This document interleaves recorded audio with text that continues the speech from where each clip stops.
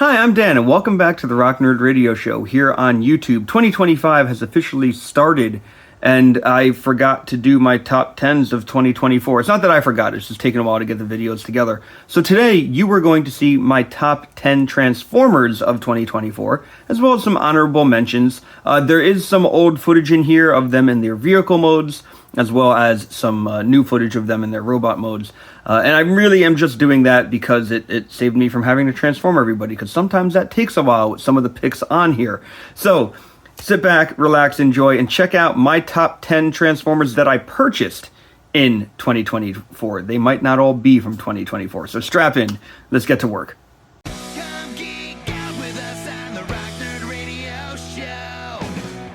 So we're starting off with my first two honorable mentions, and as you can see, we have the Voyager class Vector Prime and the San Diego Comic-Con exclusive Orion Pax Optimus Prime.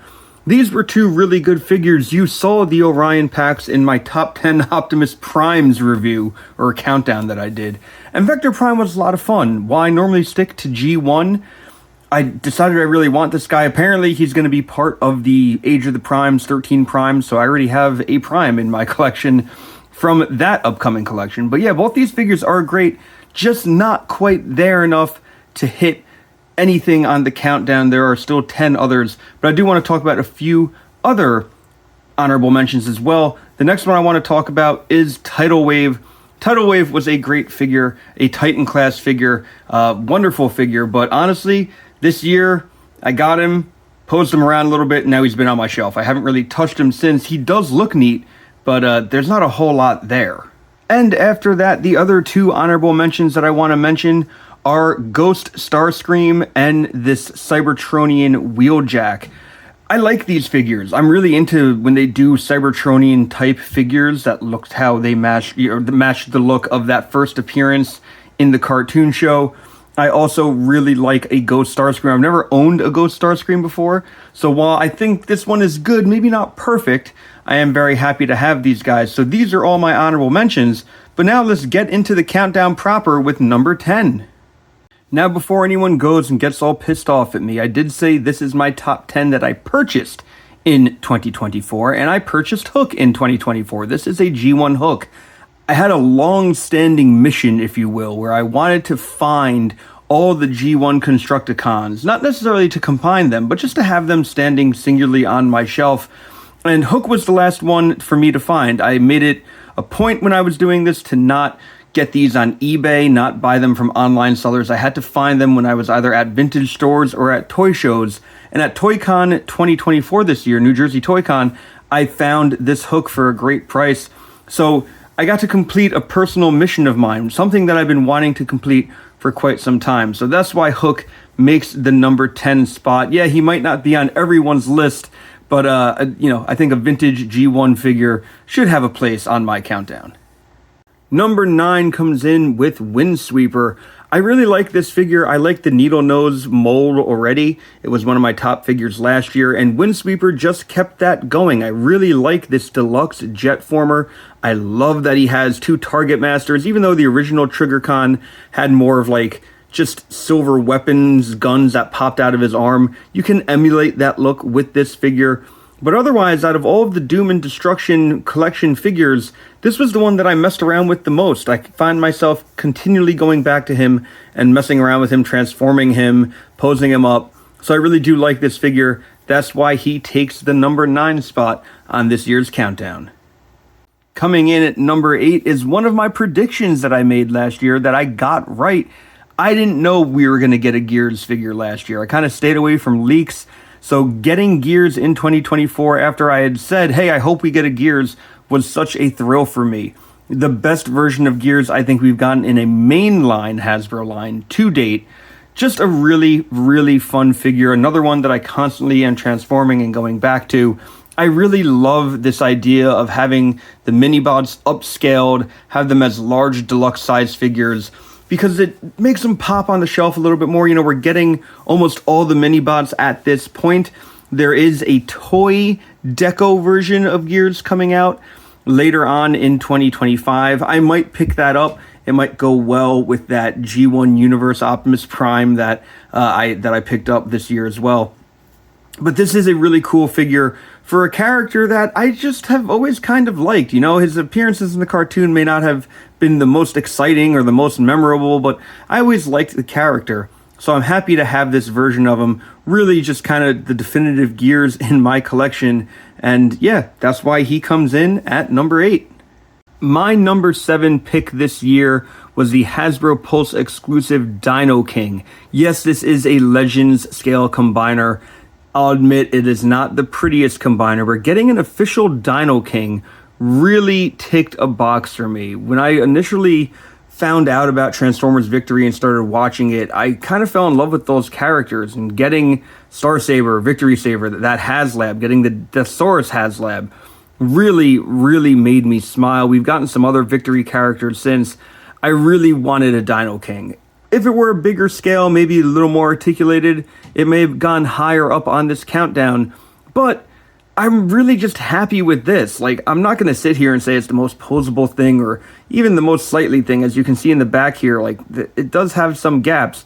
I'm just happy to have an official one. And sometimes with Transformers, you know, we get a version and then later on down the road, we get a better version. Maybe one day, 10, 15 years from now, we'll get an even better Dino King, maybe an all deluxe, you know, scaled combiner of him, just to have an even bigger Dino King. But until that happens, I am very happy with this version on my shelf. It beats the knockoff that I had, that I painted up to match the colors of Dino King. It will do for now, and it looks good standing next to Deathsaurus. Here's hoping we get some more Victory figures down the road. But yeah, there's number 7. Let's move in to number 6. You know, for a guy who only tries to buy G1 stuff, I certainly bought my fair share of non-G1 figures this year. Number 6 is the Transformers Legacy United Cybertron Voyager class Starscream. This was always a cool Starscream design to me. I always really liked it. I remember when the original one was on store shelves. I remember seeing it at Toys R Us and stuff. And while I never owned that, I always, like I said, liked that design. So when this figure came out, it was just a good happenstance that I happened to be in Target one day. I came across a sale. He was there on the store shelves, and I said, you know what? He looks kind of cool. I think I'm going to pick him up. He was a figure that I fiddled with. I will admit I did break a piece off of him while trying to transform him the first time. He still transforms just fine, but for the most part, I really like the look of this figure, and if there's any chance of them doing any other colors on this mold, I don't remember if in Transformers Cybertron we got like Skywarp and Thundercracker on this color or on this mold, but I would probably pick up some more to match this. I really do like it, and yeah, that's just why it came in where it did on this countdown. Like I said, non-G1 isn't always my wheelhouse, which is probably stopping him from going even higher, but for the most part, pretty solid figure. And you know, as you can see him spinning around, not a whole lot of gaps, not a whole lot of negative things to say about him. So yeah, I hope if you pick this one up, you enjoy him as well. Let's get to the top 5. If you've been following my past couple of videos, this might not come as a surprise to you, but number 5 is the Missing Link cartoon version of Optimus Prime. I really liked this figure, and while I have said that I'm probably not getting any more Missing Link figures, I really do like this one. The posability on it is excellent. The more I play with it, the more I realize there's more posability than I realized. The color, the deco, it looks fantastic. The weapons look great. And the transformation is a joy. It hits every bit of nostalgia that it could possibly want to hit. And I am here for it. I've talked about him a lot. I think this is the 4th video he's appearing in on my channel within a year. So just something that I really enjoy. I'll be the first to admit, I forget if he technically is a 2023 or 2024 release. I got mine in 2024, which is why he's landing on this countdown. So there is number 5. I don't know what else I can say about Missing Link Optimus Prime. I thought he was fantastic. Like I said, this is the cartoon one. He doesn't come with the trailer. I never end up displaying any Optimus Prime trailers that I ever own. So I didn't feel that bad about missing out on the trailer. But if you can find this guy for a decent price, I highly suggest you do so. I know that his price has kind of gone up since he's come out. But like I said, if you can find it for a good price, buy it. I don't think you're going to regret it. One of the best figures, clearly, from the year, already in the top 5. But there are 4 more that I did indeed like more, so let's move into them. Nothing like a solid tank former to make this YouTuber very happy. I really liked this Quake figure this year. He's coming in at number 4. Like I said in my Which is Better Quake video, this just hits again all that nostalgia. I had the G1 Quake growing up. I thought it was a fantastic figure, and this one just looks as great as I would hope a modern update would look.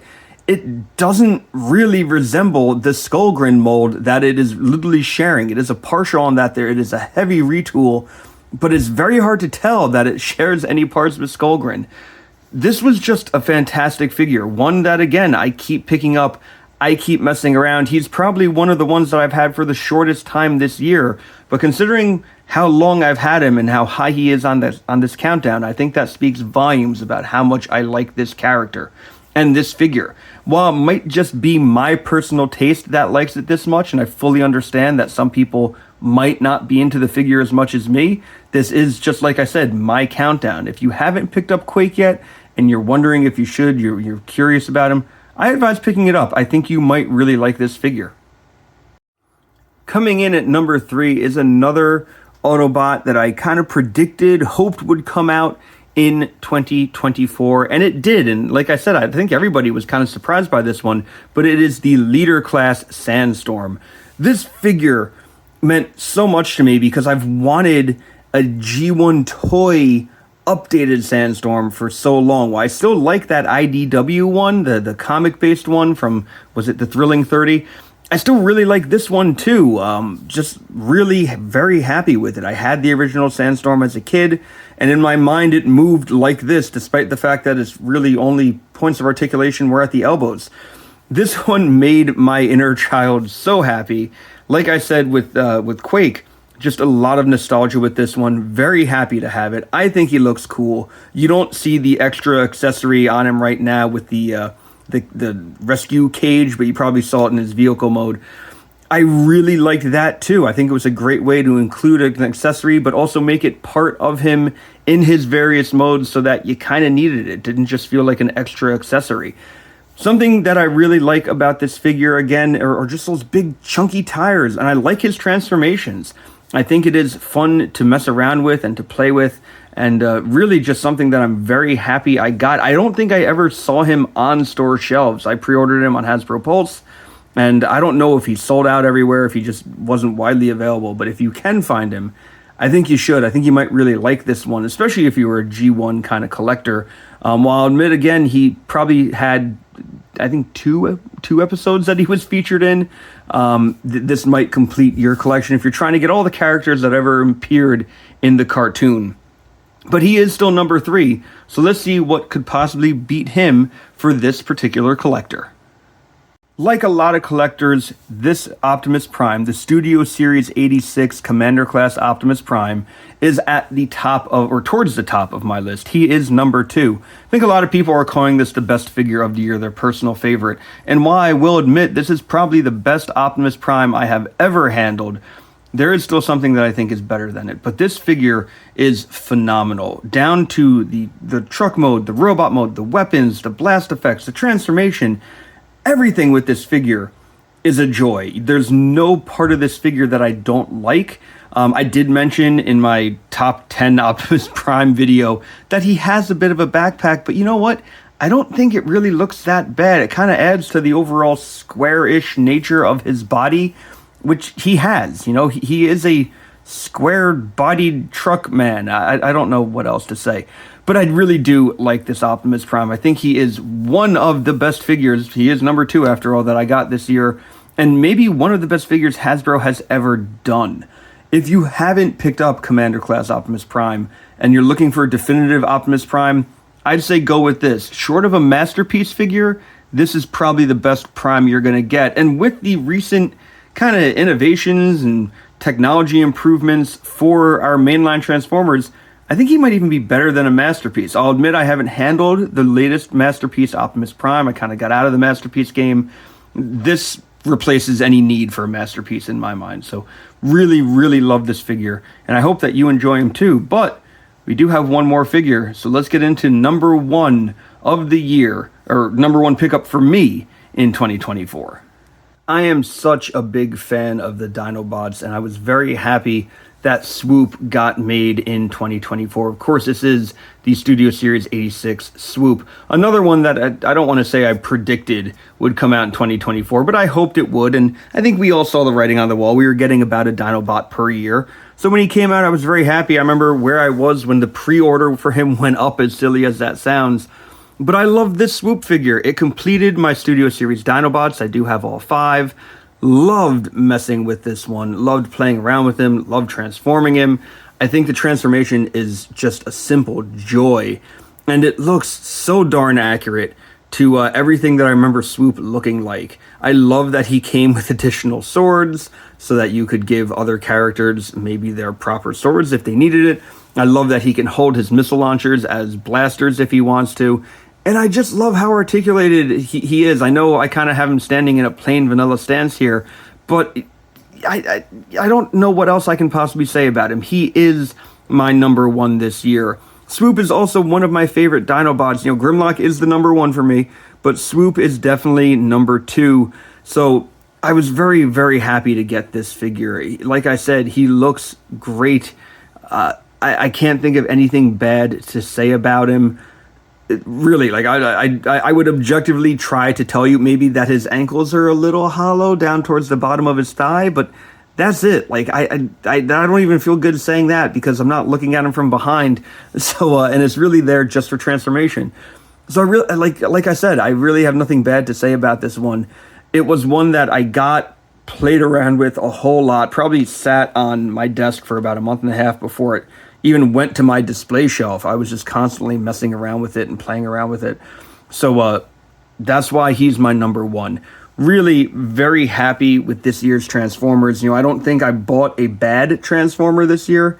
If you had to ask me to make like a top 10 worst Transformers of the year, I don't think I could. Not that I like doing that, but it was really just a great year for Transformers. I have very few negative things to say. I'm hoping that continues with the 2025 line, Age of the Primes, as well as whatever else I might buy. You know, there's still Studio Series 86 stuff coming out, I believe, so I'll be buying some of that. I am trying to focus my collecting a little bit more this year, so I might kind of tighten up what I'm buying, although I'm already planning on buying all of the 13 Primes, so, you know, there are definitely going to be some G1 influenced characters while not being true G1 characters. But for the most part, I very much enjoyed 2024 and my Transformer collecting. I hope you did as well. Really looking forward to what I pick up in 2025. And there we go. That is my top 10 countdown. Sound off in the comments below. Were any of these figures in your top 10? What was your top 10? I would love to hear it. And until next time, thanks for watching.